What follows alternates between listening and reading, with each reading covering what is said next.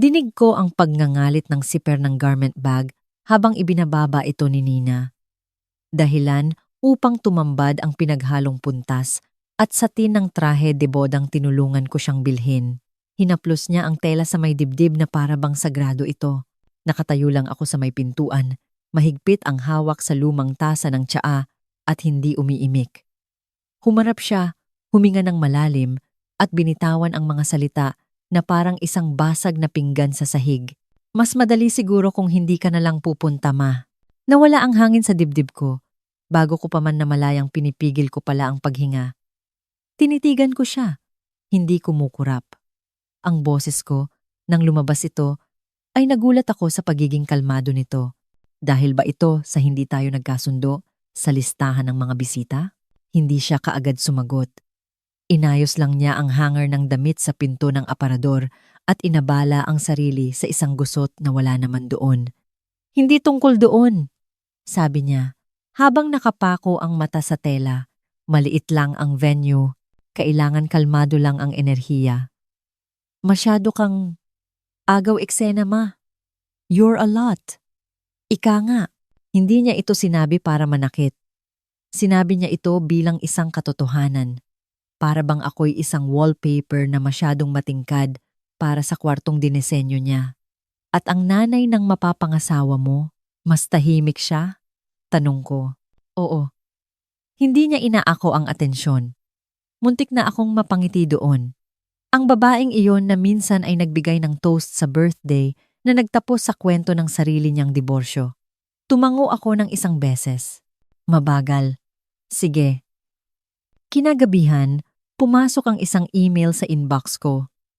Ang pinal na guest list at timeline ng kasal. Binuksan ko ito. Hinanap ang pangalan ko. Wala. Ang linyang pinakamasakit ay hindi ang pagkawala ng pangalan ko, kundi ang huling pangungusap sa email. Salamat. Sa pangunawa. Binuksan ko ang kalendaryo ko. May nakasulat na paalala para i-follow up ang order sa bulaklak na ipinakiusap niyang asikasuhin ko. Binura ko ito. Pagkatapos, nagbukas ako ng bagong tab at naghanap ng flight. Kung hindi ako nakatadhana na maging bahagi ng malaking araw ni Nina, hahanap ako ng lugar kung saan hindi ako sagabal. Isang lugar kung saan pwede akong maupo sa ilalim ng araw nang hindi nagiging sobra para sa iba.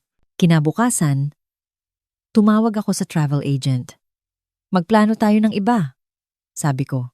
Una kong kinansela ang hotel sa Tagaytay, yung binook ko ilang buwan na ang nakararaan, noong naniniwala pa akong uupo ako ng tahimik sa ikalawang hanay, suot ang damit na hindi sasapaw sa ganda ng nobya. Pumili pa man din ako ng malambot na kulay.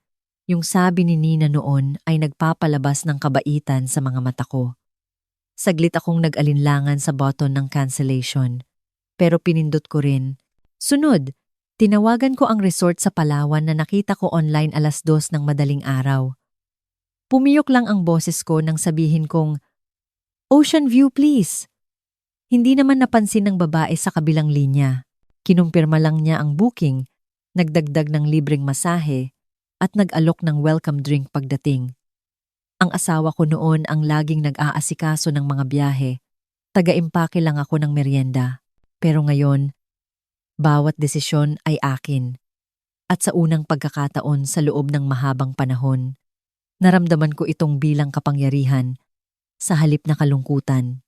Bago ko isinara ang laptop, nagpadala ako ng mensahe kay Nina. Walang drama, walang bantas na nanghihingi ng konsensya. Salamat sa pagiging tapat. Sana maging maganda ang kasal mo. Pagkatapos, pinatay ko ang telepono ko. Kinaumagahan, hinila ko ang maliit kong maleta papunta sa kalsada at sumakay sa Grab na minamaneho ni Manong Ben na sumisipol ng mga kanta ng Eraserheads hanggang airport. Nang tanungin niya kung biyaheng trabaho o bakasyon, sinabi ko, tumawa siya na parang biro iyon. Puno ang airport. Mabagal ang galaw ko. Pero walang bumunggo sa akin. Hindi ako nakaharang sa daan ng iba. Nang iscan ng gate agent ang ticket ko at abutan ako ng baso ng champagne sa lounge, hindi ako nakipag-toast sa kahit ano. Habang umaangat ang eroplano, tumingin ako sa bintana at bumulong. Ayaw nila ako doon. Kaya pupunta ako sa lugar kung saan gusto ako. Kumuha ako ng litrato ng boarding pass ko sa tapat ng langit at ipinost ito na may caption, "Hindi imbitado, pero hindi ibig sabihing hindi gusto." Ang resort ay parang isang paraiso na umaahon mula sa dagat. Ang mga balkonahing salamin ay nakaharap sa karagatan, mga puting linen sa mga upuan na napapaligiran ng mga puno ng niyog at isang infinity pool na tila dumudugtong sa abot tanaw. Nakatayo ako sa lobby ng matagal, hindi dahil naliligaw ako, kundi dahil hindi ako makapaniwalang dinala ko ang sarili ko rito. Isang binata na may malawak na ngiti ang nag-abot ng malamig na bimpo at nag-alok na ihatid ako sa kwarto. Gusto kong maglakad ng mag-isa. Ang suite ay puno ng puti at malambot na ginto. May balkonaheng nakaharap sa tubig. Ibinaba ko ang bag ko, nagpalit ng maluwag na damit, at naglakad ng nakayapak papunta sa dulo ng barandilya. Sa ibaba, kumikinang ang mundo. Humiga ako sa lounger, dumudulas ang sunglasses sa ilong ko, at umorder ng inuming may kalamansi at gin sa isang server na hindi nagtanong kung bakit ako nag-iisa. Sa unang pagkakataon sa loob ng ilang buwan, naramdaman kong invisible ako sa pinakamagandang paraan. Walang nakakakilala sa akin dito. Walang umaasa nang ngingiti ako kahit mabigat ang loob. Biglang tumunog ang phone ko. Binalewala ko muna, pero ang pangalawang tunog ay may kasamang preview ng mensahe. "Teka, bakit wala ka dito?" Galing sa pinsan kong si Lucinda. Binuksan ko. Sabi nila may sakit ka daw. Tinitigan ko ang mensahe. May sakit? Iyon ang kasinungalingang ginamit ni Nina. Kinuha ko ang phone ko, inayos ang sombrero, bahagyang tumagilid sa dagat, at kumuha ng litrato hawak ang cocktail. Nasa likod ang araw, at kumikinang ang dagat na parang banal. Ipinadala ko ito nang walang salita. Pagsapit ng dapit hapon, 3 missed call na ang galing kay Nina. Isa mula sa magiging biyenan niya, at ilang numero na hindi ko nakasave. Walang voicemail, puro pressure lang.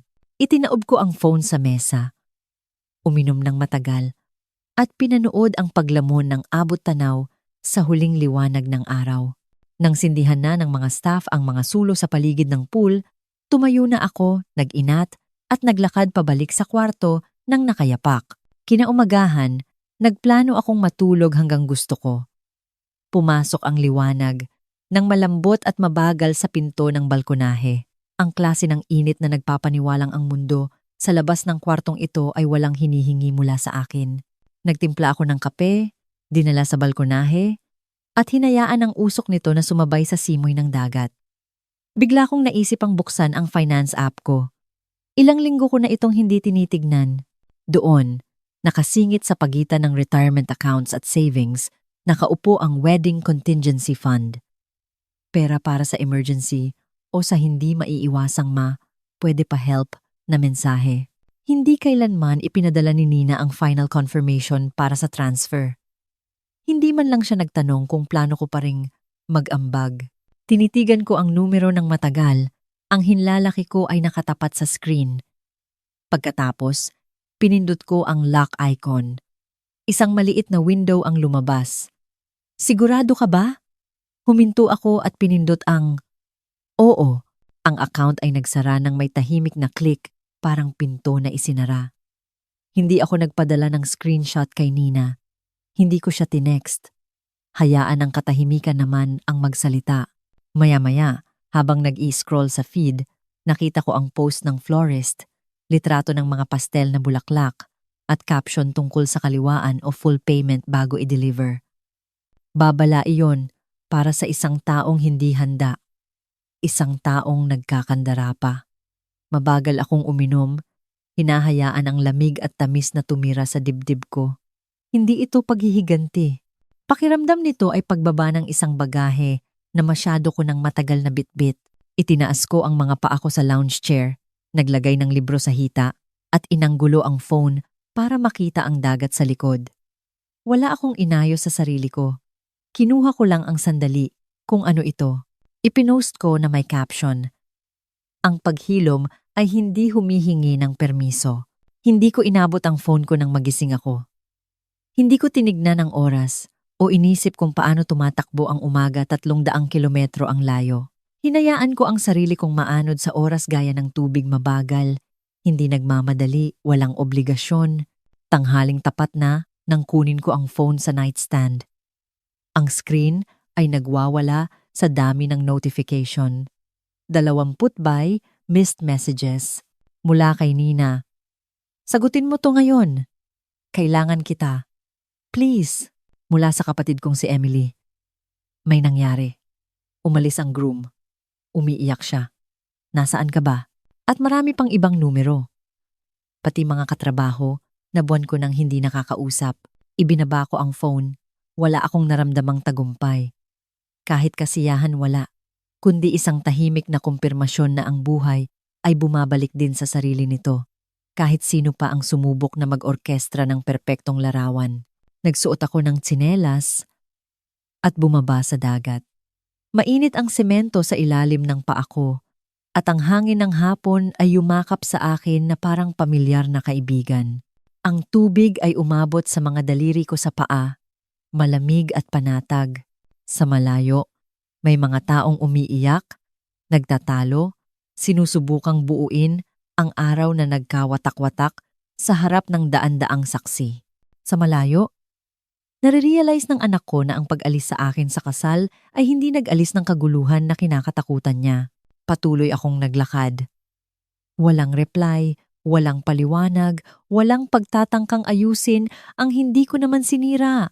Nang bumalik ako sa resort, dumaan ako sa spa at nagpabook ng 90-minute massage. Ngumiti ang receptionist at tinanong kung lavender o eucalyptus. Sabi ko, kayo na ang bahala. Ang masahe ay nag-iwan sa akin ng gaan at init. Pagbalik sa kwarto, tumunog ang telepono. Muntik ko nang hindi sagutin hanggang sa makita ko ang pangalan. Leah, ang pamangkin ko. Ang nag-iisang prangka magsalita. Tita, sabi niya. Hindi man lang nag-hello. Disaster. Parang isinumpa. Huminga siya ng malalim. Nag-breakdown ang groom sa reception. Umalis nang walang dalang phone. Naglakad lang palabas sa kalsada. Yung photographer nag-walk out. Hindi daw siya nagko-cover ng drama. Nanahimik ako. Hinihintay ang parteng alam kong darating. Tapos sabi ni Mommy, kasalanan mo daw. Ayan na, sabi niya. Kung nandoon ka, naayos mo sana ang lahat gaya ng dati. Tumawa ako. At sa unang pagkakataon, hindi ito mapait o malungkot. Totoo ito. Sumandal ako sa upuan habang kumukurap ang liwanag ng kandila sa salamin ng balkonahe. Leah! Kalmado kong sabi. Siguro kung inimbita nila ako bilang pamilya, hindi bilang taga-ayos ng problema, naging iba sana ang lahat. Hindi siya sumagot agad. Na-imagine ko siyang nakatayo sa hallway, rinig pa ang gulo sa likuran, hawak ang phone ng mahigpit. Gets ko. Tita, mahina niyang sabi. Naniwala ako sa kanya. Mag-stay pa ako ng ilang araw. Dagdag ko. Pakisabi kay Nina. Sana, maging okay siya. At ibinaba ko na. Walang konsensya. Sa labas, umihip ang hangin, banayad at amoy dagat. Dumating ang umaga na may katahimikan. Mas mahimbing ang tulog ko kaysa sa nakalipas na mga taon. Walang panaginip, walang bigat sa dibdib. Tumunog ang phone ko. Si Leah ulit. Si Tita Emily, nakagown pa rin. Nakaupo sa hallway umiiyak. Sinubukan ng nanay mong tawagan ang pamilya ng lalaki. Sabi nila, gulo nyo na yan. Binasa ko ng 2 beses. Isa pang buzz. Si Nina naman. Hindi ko kaya ayusin to mag-isa. Please tawagan mo ako. Tinitigan ko ang mga salita niya. Nakalutang ang mga daliri ko sa keyboard. Nag-type ako. Sabi mo mas madali kung wala ako. Siguro nga mas madali. Tapos binura ko. Wala akong ipinadala kahit ano. Sa halip, kinuha ko ang journal ko. Binuksan ko sa blankong pahina at gumawa ng listahan. Ang mga ibinigay ko, upa sa apartment ng 9 na buwan nung nawalan siya ng trabaho. Groceries linggo-linggo nung college siya, down payment sa kotse niya, Ang singsing ng lola niya na pinaresize para sa engagement. Ang oras ko, boses ko, presensya ko, katahimikan ko. Huminto ako. Gumuhit ako ng linya sa ilalim at isinulat. Ang nakuha ko kapalit. Email na wala ako. Damit na binayaran ko pero hindi ko makikita. Kasinungalingan na may sakit ako. Mensahe lang kapag sira na ang lahat. Isinara ko ng dahan-dahan ang libro. Walang luha. Walang sama ng loob. Katotohanan lang. Sa mesa, may iniwang maliit na tart na may bulaklak sa ibabaw. May card sa ilalim. Bagay sa'yo ang kapayapaan. Ngumiti ako. Tumayo, nag-inat, at naglakad papunta sa dagat. Naghapunan ako sa chef's table. Inihaw na lapu-lapu, lemon at mga gulay. Isang kandila ang kumukurap sa tabi ng tubig ko. Nang tanungin ng hostess, "Kayo lang po mag-isa?" Sumagot ako. Oo. At hindi humingi ng paumanhin para doon. Bawat subo ay parang dasal hindi pasasalamat sa iba. Kundi isang tahimik na pagpupugay sa sarili ko. Dahil dinala ko ang sarili ko rito.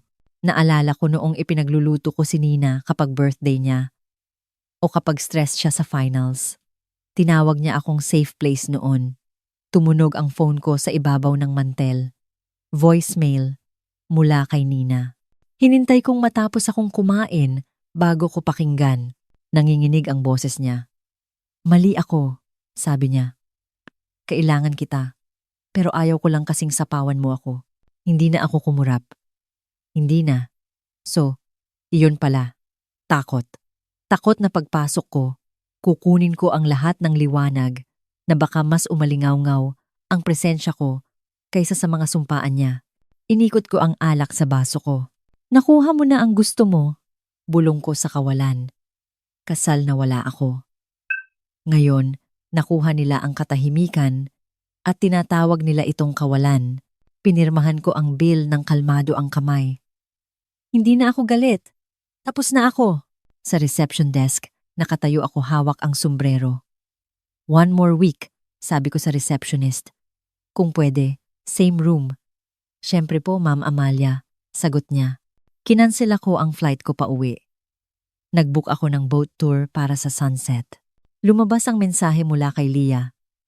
Nagpaplano sila ng family meeting pagbalik mo. Warning lang. Umupo ako sa lilim malapit sa pool. Nagreply ako ng walang pait. Salamat sa warning. Hindi ako pupunta. Walang paliwanag. Walang sorry. Pinatay ko ang phone at iniwan sa kwarto. Naglakad ako sa tabing dagat ng nakayapak. Ito ay ginhawa. Dati, hinihintay ko ang tawag nila, ang hila nila sa oras ko. Akala ko kailangan kong umikot sa mundo nila kundi malalaglag ako sa buhay nila.